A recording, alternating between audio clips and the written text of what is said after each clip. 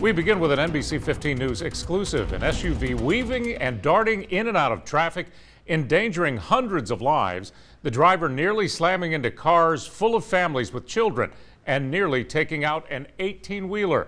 All of what you're watching captured on video by a Semmes family following what they feared was a drunk driver. They called 911 and stayed on the line with law enforcement, terrified of how it would end, until it did, with a crash. NBC 15's Cassie Fambro spoke to the family who watched it all. Cassie, they must have felt helpless as they followed behind what was essentially a loaded gun. Greg, that's absolutely right. Carissa Johnson and her husband John were running errands on Saturday when they spotted a white SUV swerving, crossing the middle line, weaving onto shoulders, and at one point almost slamming head-on into several cars and ultimately hitting an innocent mother and her children. The Johnson family watched in terror as this out-of-control driver nearly wiped out everyone else on the road on a busy Saturday afternoon. We've got to get her off the road. Someone's got to come and stop her. At one point, the driver goes off of the road near Highwood Circle on Schillinger Road. Just hit the barrier. What happens next had Carissa Johnson fearing her children were about to see someone die. No, don't do it. The driver almost slams into an 18-wheeler. Scary.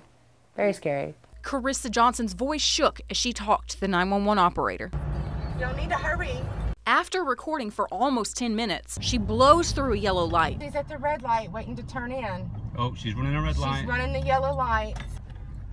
She hit a black SUV. Inside of that black SUV was Cheyenne Booker, her toddler, and her 4-month-old baby. She kept hitting the gas after she had hit us. She was like, she didn't even realize what happened. But she and her babies are okay. I mean, we're dealing with some like muscle soreness and stuff, but you know, otherwise fine considering. The SUV driver, Kaylin Majors, banged her head on her steering wheel. State troopers arrested her and charged her with driving under the influence and possession of a controlled substance. We checked, and she has a long criminal record with multiple drug and alcohol violations. The Johnsons want her off the road for good. I don't think that they should have a license for a long time, and they need to go to some classes and get some help. I think this girl needs to see what she's done because she was out of it. She don't remember what she did.